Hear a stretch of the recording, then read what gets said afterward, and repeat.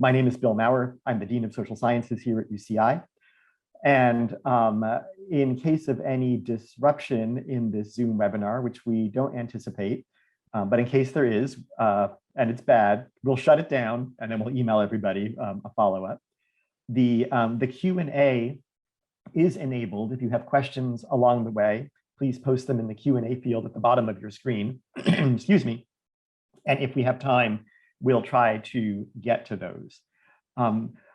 Also, you know, when we planned this event, there had just been one mass shooting in Buffalo just a week ago. Since then, there have been 3 more. And of course, the one just yesterday in Uvalde. Closer to home, there was the shooting in Laguna Woods, and then there was another one in Houston. So it's almost like we can't keep up. We're trying to, you know, organize and put together programming and resources like what we'll be talking about today. But we really are going to depend on all of us together working to try to understand and combat the violent extremism and violence that we are seeing in this country. I recognize that the discussion today may, you know, cause some discomfort, may be triggering. For students who are with us, you can always get support from the counseling office. You can go to counseling.uci.edu for support. And for faculty and staff, the website is wellness.uci.edu. So if you're a student, counseling.uci. If you're a faculty member, wellness.uci. With that, let me welcome my friend and colleague, Dr. Joan Donovan. Joan is at the Shorenstein Center at the Harvard Kennedy School in Cambridge at Harvard, where she studies digital media disinformation and the challenges it poses to democracy. She's a longtime scholar and researcher in this area. Prior to Harvard, she was at the Data and Society Research Institute working on digital media disinformation. She has gone to testify on Capitol Hill and is a sought-after expert by all of the national news media. And we're very, very fortunate that on such short notice, she was able to join us here this morning. So Joan, thank you so much for being here. Well, you know, Bill, anything for you. So I'm happy to be here. And, you know, I count myself as a UC alum. And so I think that there's something really special about the UC system and the way in which students really engage with practical social problems. And so always happy to do anything really, you know, in California. Well, thanks. I hope that there is a future where we don't require you to do this kind of thing, or we have you to come and talk about other things that are not white supremacist violence and digital media disinformation and the organizing of hate online. But to get Somebody's started, got to study it, you know. Someone's got to look at it. We gotta get to the point where we can help make it go away. So let me just start right off. You know, there have been now so many made for Twitch or made for social media racist mass shootings, after which it comes to light that a white man was influenced by or even contributed to white supremacist conspiracy theories online. And that online component, I think, is really interesting in terms of amplifying these ideologies. Given your expertise in digital media and disinformation, can you just outline for us the kind of broad contours of how white supremacists are making use of social media platforms today?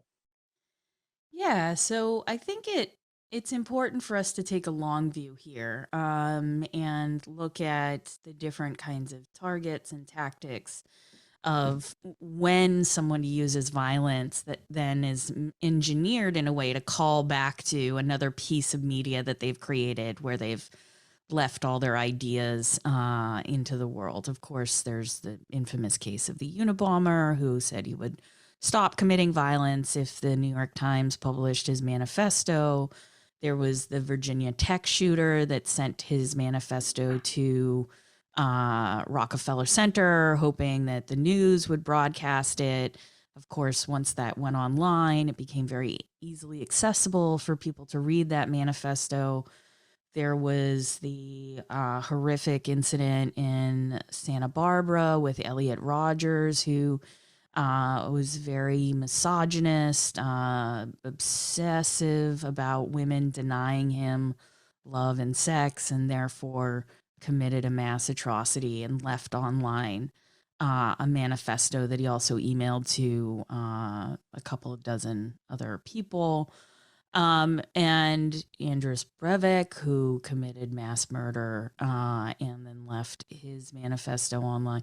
And so there's a lot of these incidents now where you have these manifestos that, by and large, don't say much new when it comes to white supremacists and their tropes. And so obviously they pick some kind of either, it's Jewish people or Black people or immigrants, some kind of racialized other that they are taking aim at and targeting specifically. They choose a target where the area is going to be populated by those people. And it's about creating terror, not unlike what we saw 50s, 60s, 70s in terms of public hangings and cross burnings. The idea is to get those images out there, to get those ideas circulating, and to cause massive fear. And interestingly, in the 70s, journalists in the late 60s started to catch on and decided that they would utilize this concept of strategic silence, where sometimes photojournalists would forget to bring their cameras to Klan rallies so that there was no photos of them in the next day's news. And other times there would be just a little bit of information about a Klan rally or something that had happened in a city, but it wasn't as aggrandized as they had shown in the 60s, where you'd have front page news and it would be the KKK and invited a reporter to film or to take pictures of a cross burning. And so over the years, journalists have become savvy at times in covering this and not covering it. But what the internet introduces is circumvention, which is to say that these shooters and these people committing these horrible acts no longer need a journalist in order to reach mass audiences. They're capable of doing that with social media. And so with the Buffalo shooting, there was a very long 180-page manifesto posted online. It included a lot of copy and paste from the Christchurch manifesto. He had replaced the Christchurch animosity towards Muslims with anti-Black racism in his version, the Buffalo version of who was to blame for the society that we live in. And when you look at the manifestos, though, especially Christchurch and Buffalo, what you end up seeing are a lot of memes, and you realize that it's not actually all that serious, in the sense that this person is not necessarily targeting mainstream society with a particular message, but is looking for the adulation and congratulations from these small internet subcultures that will turn mass shooters into saints. Elliot Rogers is called online the Supreme Gentleman, and references to him happen frequently.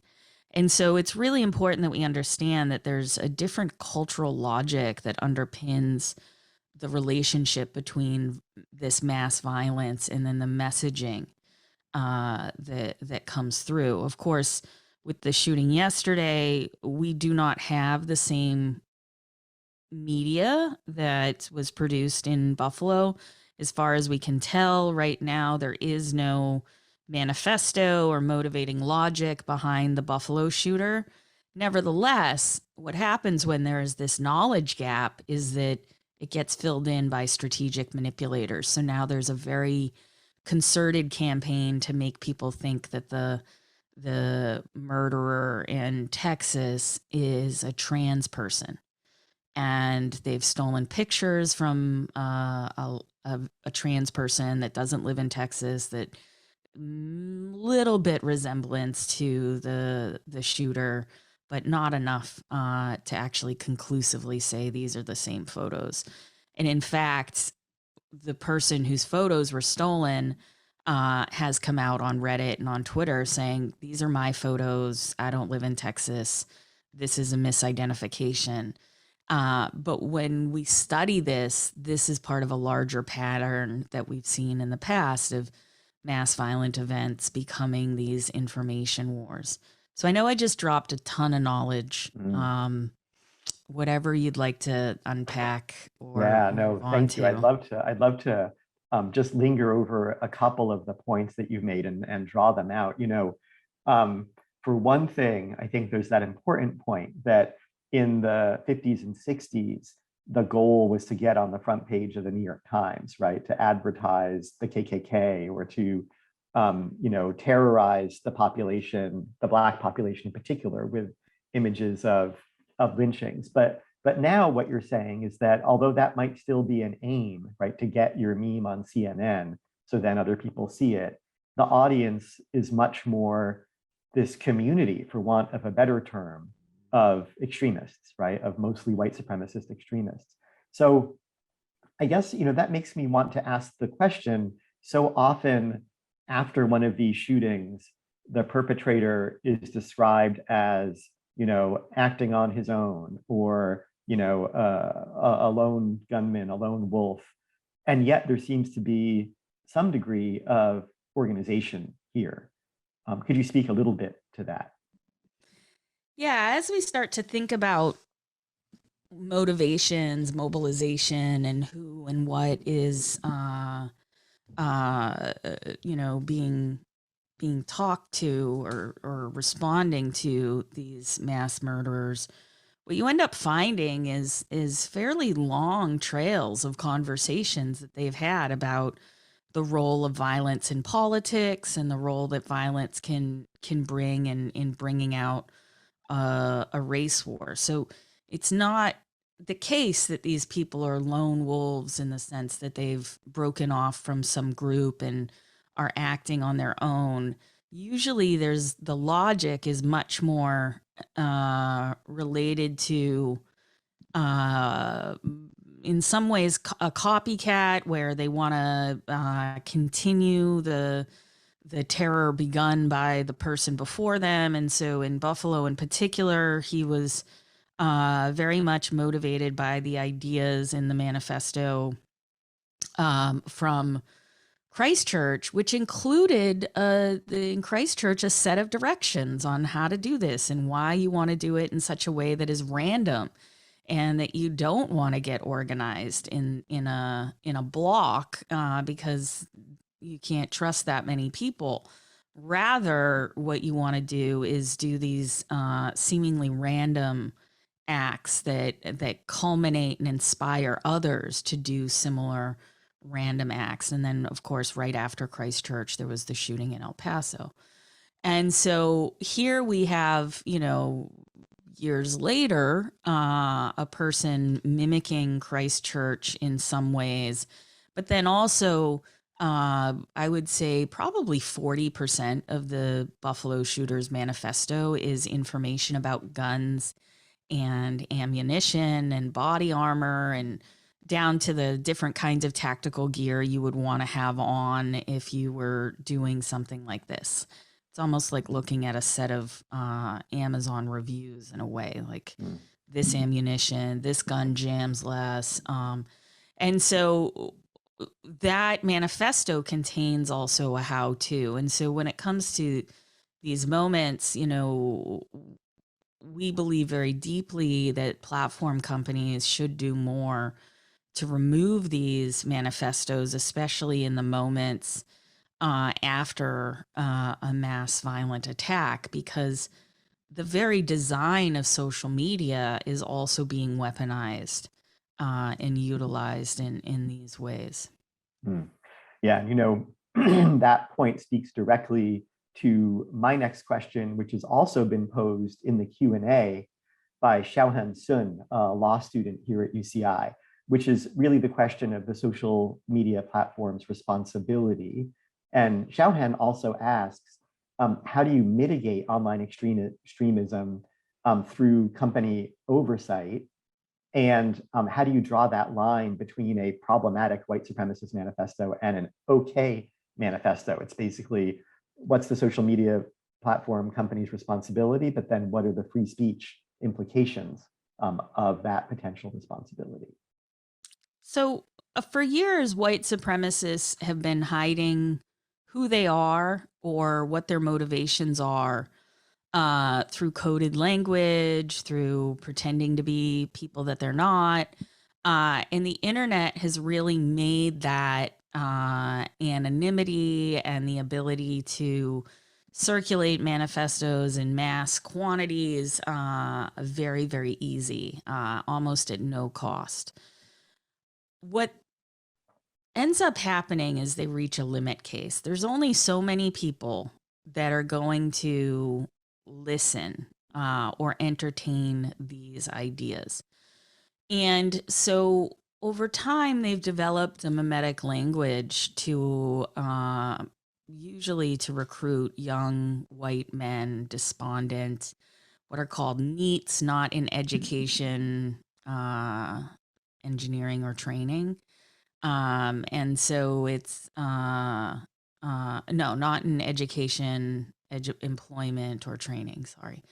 And so there's just like any other subculture online where, you know, you like a certain style of music, there's reviews of that music, there's access to podcasts, there's MP3s of songs, there's, you know, social media and Instagram that you can get in touch with, you know, your favorite artists.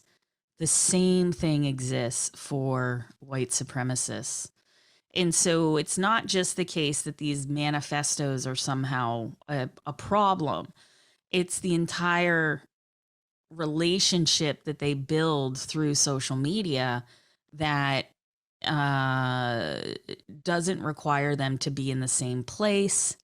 They're able to reach across borders, and they're able to spread their messages in ways that are much more coded than you would imagine. So, for instance, over the years, there's been several instances of violence at what are called White Lives Matter rallies. These rallies in particular are set up to be oppositional to the Black Lives Matter movement.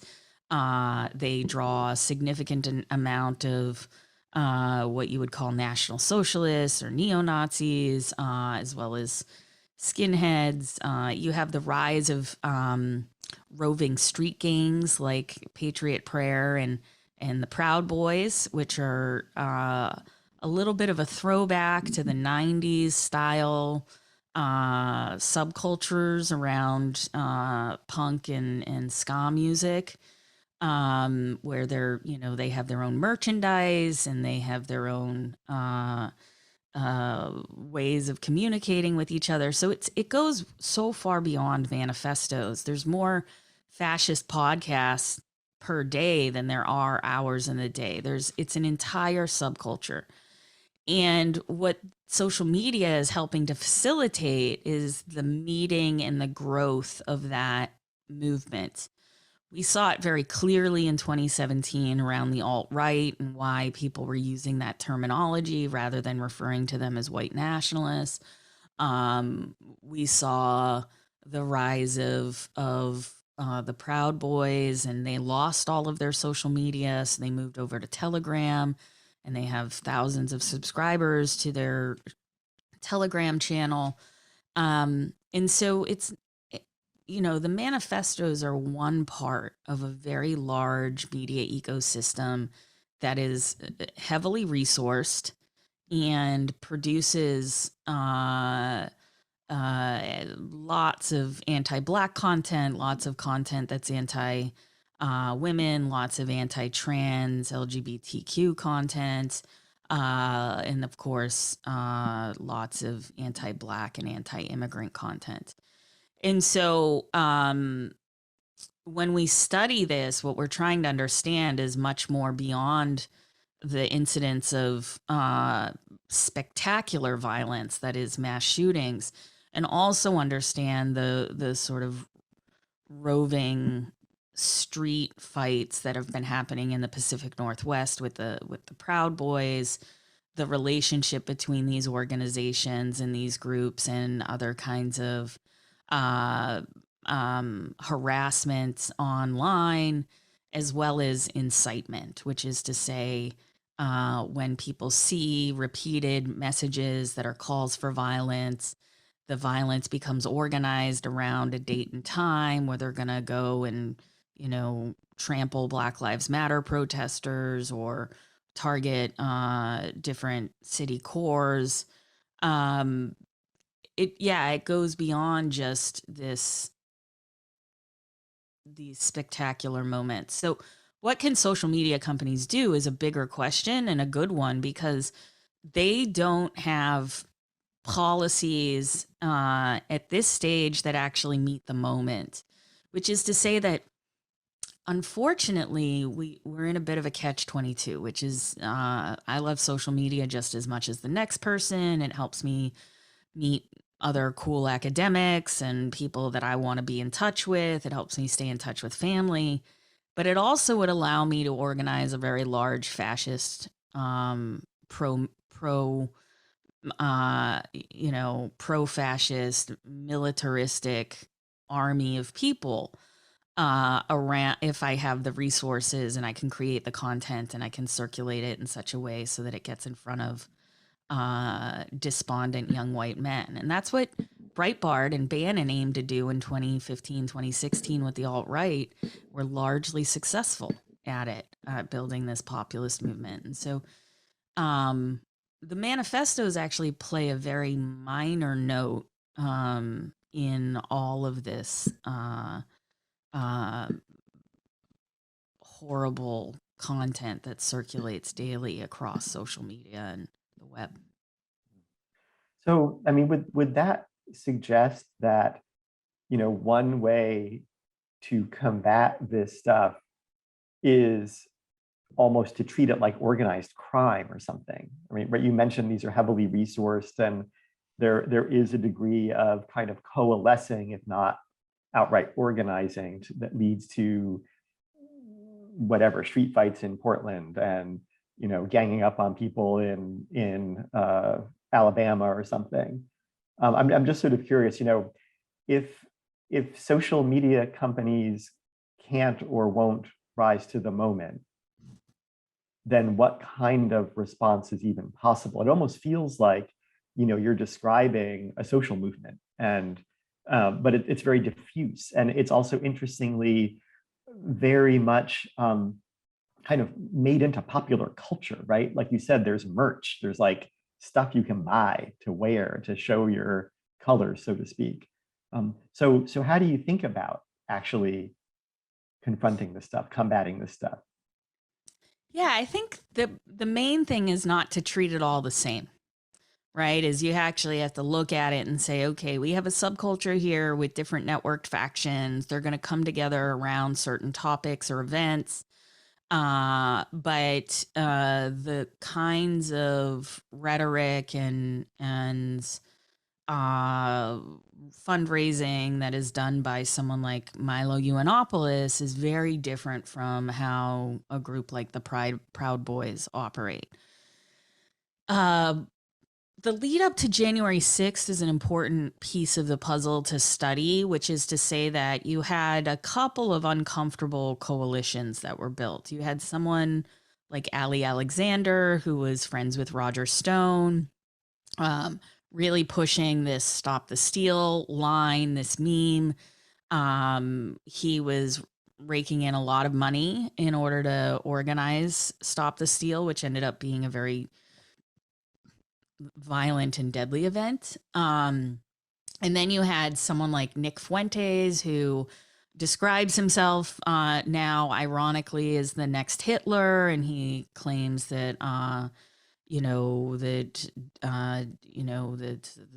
the white race is really the one that's being victimized. And so his movement, America First, which is also the name of his podcast and streaming show, they organized a bunch of events at different state capitals before January 6th with Ali Alexander and Alex Jones from InfoWars. And so you see these three people showing up in different states like Michigan and Georgia on the steps of the capitals, demanding that either the count be stopped or that there be a recount or that they declare the electorates invalid. And so when you look at the organization of the far right and the way in which they act as a street movement, once you start looking at the funding, Alex Jones gets a lot of funding from hawking products that may or may not work. Let's just leave it at that. But there's fluoride-less toothpaste because fluoride is turning the frogs gay, that kind of stuff. I know, Bill. Surprise. It was fluoride all along. And then you have like Nick Fuentes, who's bringing in hundreds of thousands of dollars into his own pocket in order to keep moving these messages around the internet. He's getting 30 to 40,000 viewers a night on his streaming channels, rebroadcast on YouTube, even though he was banned. And then Ali Alexander, who's got connections directly into the White House. And then you see all of this energy and momentum culminate on January 6th, where you see this kind of unholy alliance between even QAnon supporters who are also online pushing particular extremist ideas about the Democrats being involved in child sex trafficking, which is all to say that we have to have a different approach to how we think about the internet and the relationship between the wires and the weeds. I grew up in a world where I know you and Tom Belstorff also have talked about this, where people believed that your online life was separate from your offline life and that the online world was a different world than the offline world. And we've had to dispense with that because now what people are using the online world for is to gin up excitement, to bring people together, to mobilize resources. And all of that organization then shows up in these violent events that have this dense networking component. And then, when it comes to these very violent shootings, what you end up looking backwards for as a researcher is, well, where was this person posting? What kinds of media were they taking in? The Buffalo shooter had a Discord channel where he basically almost every day listed a to-do list of what he had left to do in order to commit this atrocity. And that's where it seems to be more honest than what he was doing in his manifesto, where in his manifesto, for instance, I'll give you one example. He said, here are some pictures of me. And those pictures were actually of a known online troll and misogynist, Sam Hyde, which Sam Hyde took pictures of himself with dyed blonde hair and a rifle, and it was to make him look like he was a white supremacist. And then every time there's a mass shooting, someone posts pictures of Sam Hyde on Twitter and says he can't keep getting away with this. So the first thing that happened last night when I signed into Twitter to see what was happening with the Texas shooting, I see a whole bunch of these Sam Hyde memes. And so that's why I say you can't really trust these manifestos now, because they're so imbued with mimetic warfare and these deep uh, memes that only make sense within these subcultures. And so what we need to do is to think about, well, how is social media going to prepare itself for the networking of white supremacists, and when they build power and they show up offline at these events, are social media companies going to begin by trying to disrupt that infrastructure building in the first place? Or do they wait till the violence happens and then provide that evidence to law enforcement? Unfortunately, what happens is in the meantime, they delete all the social media of whoever these people are.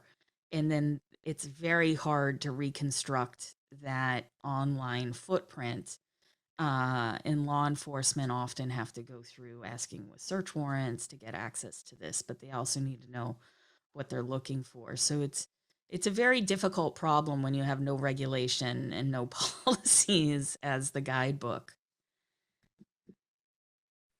I want to come to the policy question near the end, but you also raise another issue that has always been very difficult for me as an educator and as a dean around this sort of content online and whenever something happens, like the things that have happened over the past week.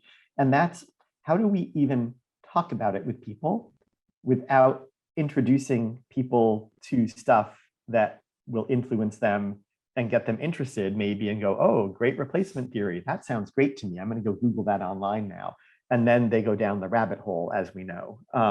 When several years ago, Joan, you were so kind to come to UCI to help us build a course on combating digital extremism, which now lives online. It's open access on the open UCI website. We faced that challenge when we were planning this course with a bunch of grad students. And it's essentially, how do we educate people about this? How do we equip them to be prepared for it and deal with it responsibly and intelligently without at the same time ourselves reproducing and disseminating and amplifying the reach of some of these memes and manifestos? So just to say, I've been Yeah. very ambivalent about the way the media has been all great replacement theory. Here's what it is, because I think, oh boy, maybe don't do that, because maybe that's just going to lead to more converts. And maybe I'm being very cynical about that, but it is a concern.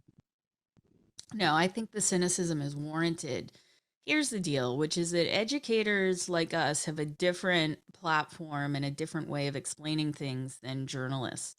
And so, one of the things that I've often talked with journalists about, and I was just on the phone before we got together with Ben Collins at NBC discussing this very issue of how much do you address in an article about the mechanics of what's going on here without leading people down the rabbit hole wanting to look for more and different information.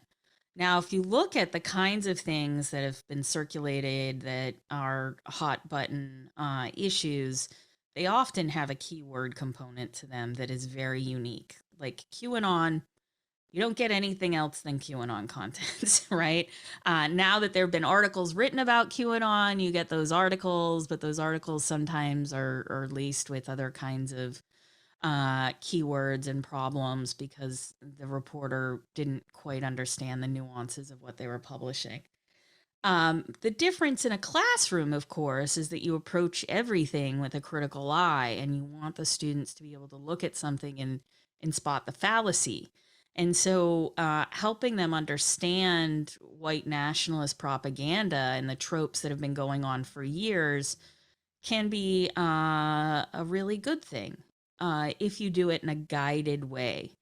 But I've been in situations as an employer where, people want to look up these online misogynist groups and, it's young men doing the research and they're like, you know, it doesn't surprise me, and then when I hear stuff like that, I'm like, oh, what doesn't surprise you? Like they're trying to discuss the content and they're saying, well, I see they have a point here. And you're like, wait, what?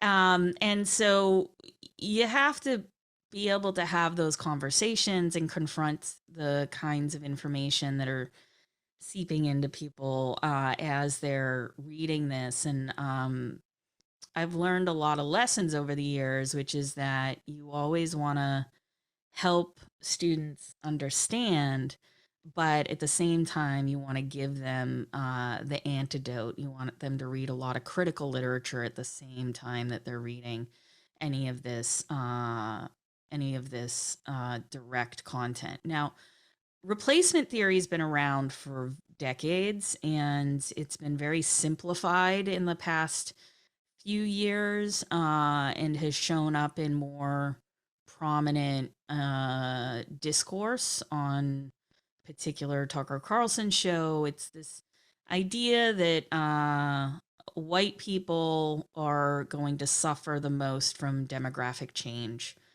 Um, Now, there are different ways in which that's explained. So you could, in some instances, the demographic change is controlled by this Jewish globalist agenda.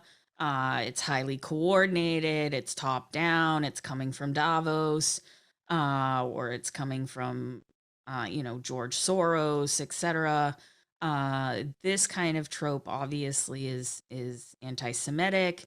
Then there's other versions of replacement theory that are like the Dems are trying to replace the voting blocks in the United States and bringing in more immigrants and are trying to change the character of the nation and the culture of the nation so that they can more easily stay in power. Again, would require massive resources, and a party that can't agree on anything is somehow in the background coordinating all of this is a surprise, but nevertheless, that's part of this replacement narrative. The Buffalo Shooters version of the replacement narrative is more akin to it really shows his anti-black racism in the sense that he went into talking about black people as invaders and as replacers. And he claimed that they were the most privileged set of people in the United States due to all of the talk and affordances that affirmative action and other things have provided them over the years. And of course, that is all bonkers and it's not supported by fact, but it justified his hatred of black people. It justified his choice of a target. Um, with Christchurch, replacement theory was about, Muslims invading. With Steve Bannon in particular, he used to promote this book called The Camp of the Saints, which was this book about immigrants just, disease ridden bodies overflowing into the US with, uncontrollable libidos and a desire to have as many children as they could so that they could, propagate and replace European, like white European Americans. Um, that theory has since like traveled around the internet. It takes on different uh mimetic phrases such as diversity is anti-white or demographics is destiny. This one, demographics is destiny, is a really, really difficult one for platform companies to address. The one thing we know about the changing demographics in the US is that it's happening.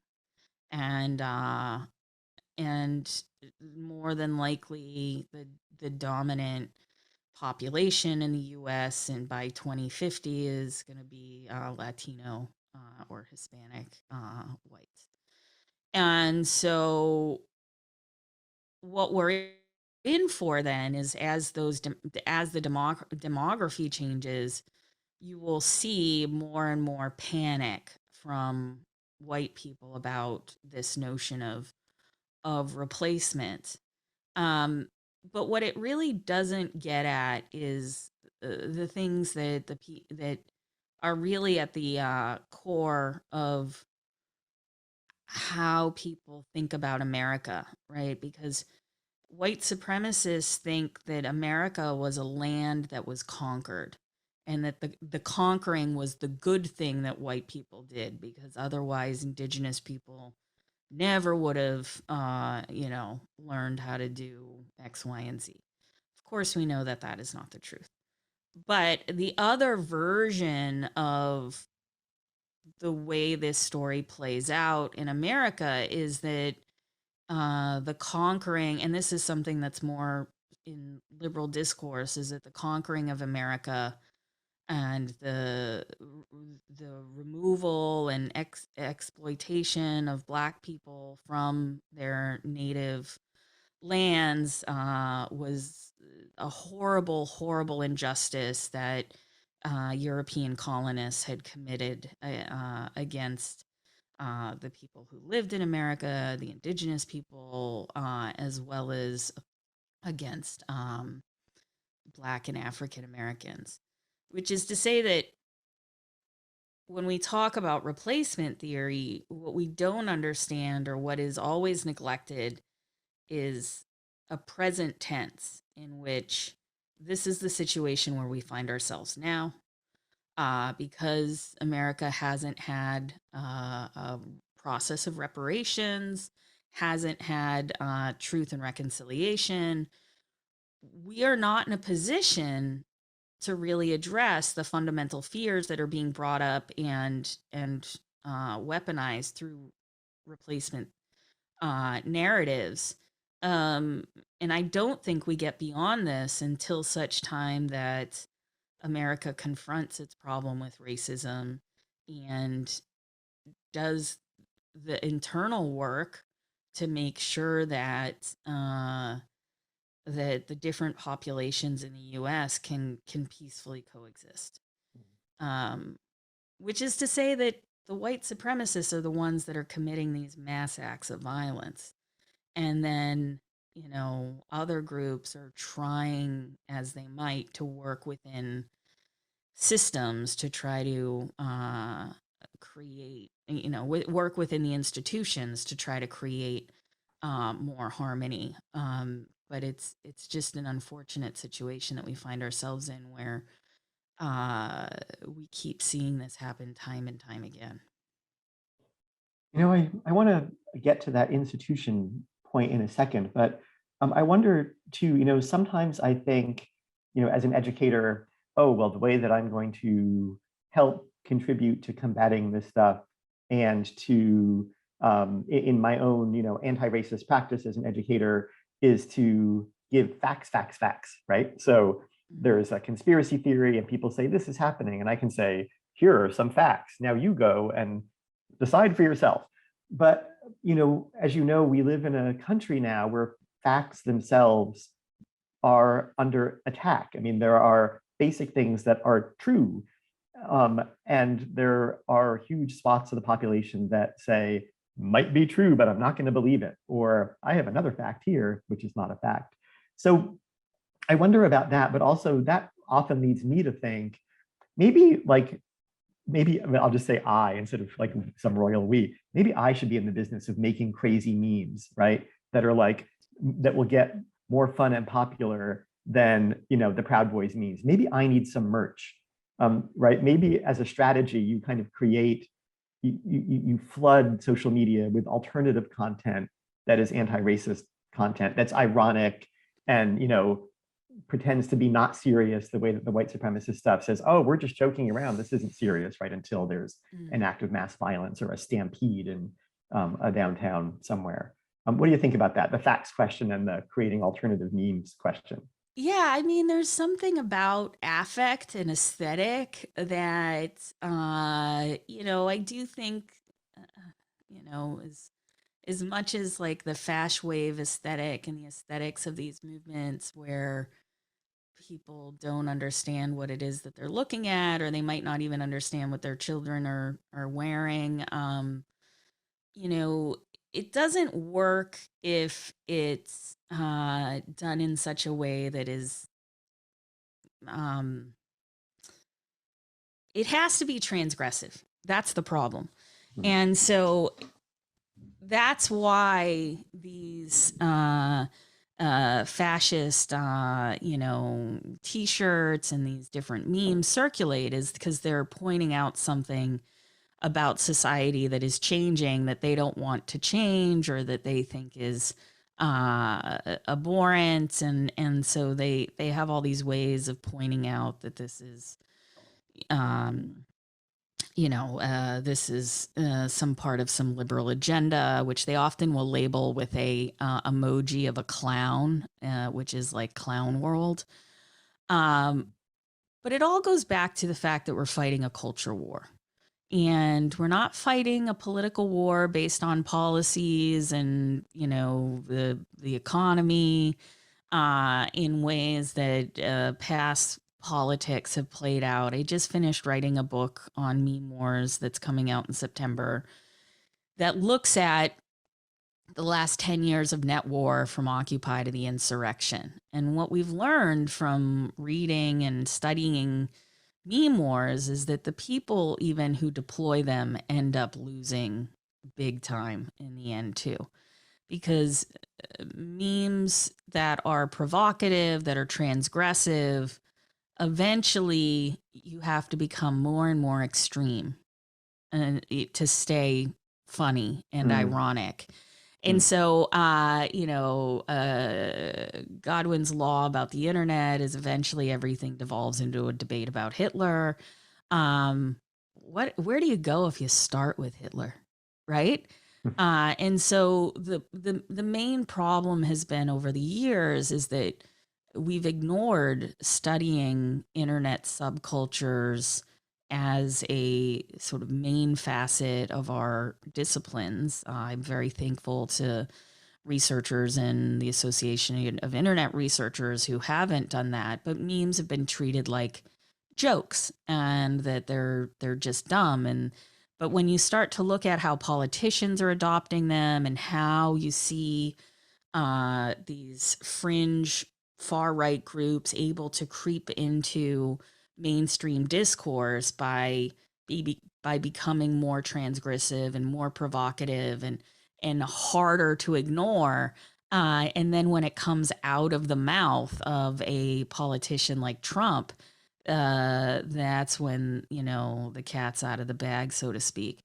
And so unfortunately, you're in this asymmetrical relationship where there's not, when we think about memes that are meant to be exposing of the truth, if you go back to the Occupy Wall Street campaign, there were a lot of memes about social inequalities, especially economic inequalities. And that was a time on the internet when you didn't have massive amounts of celebrities using social media. You didn't have, you had some journalists, but not all journalists, and very few politicians were actually using social media for anything other than their own campaign sloganeering. So we're now in a situation where the terrain has shifted and all of the institutional players are on the same chessboard. And politicians can interact with journalists, can interact with technologists, can then be totally, overwhelmed with mimetic content. And nobody's really figured out how institutions are going to react to this, either by incorporation of those memes and those mimetic cultures, like Trump was able to do, and bringing the far right very close to his strategy with the, bringing Steve Bannon on board. Or you have this other kind of political strategy where memes sometimes can be useful, but what is really happening is the development of almost like door knocking campaigning that moves online, where everything is a postcard and not a meme. But I'll end with just by saying that, like, what's important about memes is that they're authorless, they're sticky, and they're participatory, in the sense that, like, there has to be something about it that sticks in your head. And usually this is why you see a lot of 3-word slogans like "Stop the Steal," or you see "Jobs Not Mobs," things like that. And so that's the stickiness component. Participatory means that they're remixable. That is, you can take it and you can change it slightly, and you can target different demographics with it. And then the authorless piece of it is actually pretty important, because people don't want to feel like they're sharing advertising. They want to feel like they're sharing a sentiment or a message. or something that is ironic, or an in joke. Memes create in groups and out groups. And so, unfortunately, I don't think you can fight with the same tactics that we are being inundated with. I think much more has to be done to understand how this infrastructure of social media and the web gets plugged together, and then what are the advantages it gives over to media manipulators, disinformers, and extremists that we weren't aware of until we've reached this maturation point with social Hmm. media. Well, that's, that brings me actually to the last question I had for you, going back to what can be done here, policy and those institutions. And you've testified before Congress. You're called up by congressional representatives and other political leaders in DC and around the country. What do you tell them when they say we need solutions? What do you tell them? Like, what do I actually say? Get Well, me you can tell us what fired. you actually That'll say, get and then me you can tell us fired. what you're trying to say. I mean, what I used to be a techno optimist. I used to you know me very well. You've known me since I was in grad school, and I care very deeply about people's ability to connect with one another and at a very low cost. I as a teenager, loved the telephone and hated long distance phone bills. When I got AOL, I was like, oh my God, I can talk to so many people at once. And this is fantastic. And it's so cheap. And, I was able to book my band's tour using the internet back in the late 90s, early aughts. And so I get it. I get how important the internet is and how wonderful it is for geeks and queers and all kinds of manner of people that have a hard time connecting with each other by, fate or fortune. And the hard part about it is that we now have, roughly 25 or so years of ubiquitous computing in people's homes. And over those years, it moved from a consumer product where you could find all kinds of wacky things that nobody took too seriously. Um, and it became an incredibly important force for the economy. The internet has changed all of our social institutions in different ways. It's made, for instance, education much more accessible, but at the same time, it's really created this situation of distance learning, which doesn't seem to be as good as other types of learning, and so for everything the internet gives, it also takes away. For instance, the military has to worry a lot more about information warfare and also hacking into critical infrastructure because we're all circulating information through these networks. The economy, of course, is a big issue online. You have groups like Uber, for instance, disrupting the theft of cab services. You have Airbnb,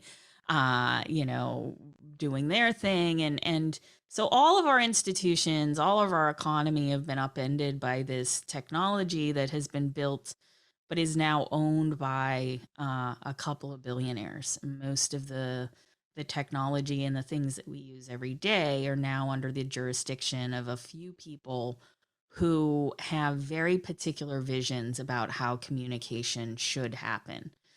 And at the same time, you have this set of important people, celebrities, politicians, journalists. When I say important, I really mean well networked people going online and realizing that the power that they once had through television and radio and print journalism is that much more amplified and manifest on these social media platforms. A lot of people make a lot of hay out of the fact that Twitter is not as popular as Facebook or as well used as Snap, but there is no other place on the web where you have such a concentration of culture makers and power brokers that can easily get in touch with one another, either in front of the scenes or behind the scenes. They can call each other out.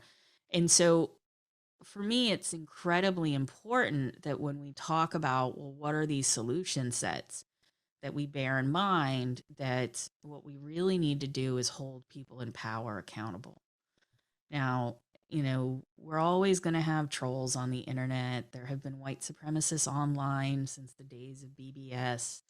You're not going to be able to deny or remove all of them. It's a losing battle. But what you have to do is create structures of accountability where people in power are held accountable for the kinds of lies that they disseminate at scale, which then has this tax that is put upon everybody else to pay for all of this disinformation and hate that is circulating. The other very specific thing that I'd like technologists beyond policymakers to think about is the new role that librarians need to be playing in the building of a public interest internet. And what we need to focus on are three main categories. One is, what is the ratio of public interest information that needs to be flowing through social media regularly without anybody signing up for it? And this is, local news, and where is it put in the news feed so that people are getting access to local news consistently, through the use of social media. We do have a deficit in public interest content online. The second piece is making the net safe for kids. It's not enough to just say, well, we banned 13-year-olds from using our product, therefore 13-year-olds must never use our product. We actually have to think about, well, what is it that we're asking for when people are able to access different kinds and types of information? And are there ways in which we need to restructure information online so that there is a category where, instead of settings that is easier for parents to manage around their children? And then lastly, we have a right to truth. And this is a really important one that we need to redesign search, where, maybe you do want these like incredibly bombastic responses that are just fresh and relevant content. But we need to have a way, a slider or something about stability, so that when you want more stable and truthful information, you can get access to it. And I liken this to a library. If you walked into a library as if it were a search engine, and every day the book you were looking for was on a different shelf, you would be feeling kind of crazy. And so we have to hold search engines to account for the very first promise that they had made to the world, which was to organize the world's information. And that means that if you do Google, did the Holocaust happen, you don't get brought straight to Holocaust deniers who spend every day posting Holocaust denial content so that it's fresh and relevant, but rather that you're brought to, resources about the Holocaust and history. Um, because ultimately the problem is going to be that the easier we make it to find this extremist content, the easier we make it to make it discoverable, the longer and much more difficult this problem is going to become to walk back. And we're only, a couple of decades into the net, and so we have to be really intentional about how we build its future. Well, Joan, we're over time, I'm afraid. But I really want to thank you for leaving us with that idea of fighting for and organizing around a right to truth. That sounds like something we in the universities can try to get our arms around and help amplify in our own way. Dr. Joan Donovan at the Shorenstein Center at Harvard, thank you so much. As I said, it's always a delight to see you, but I would like to see you sometime, and we'll talk about something else other than extremist violence online. So let's hope for that day. You got it. And take care. And thank you for everything that you're doing. Thank you. And thanks to UCI. I love it there. And hopefully I can come visit soon. Yep. So, great. All right. Bye-bye. And thank you all for coming.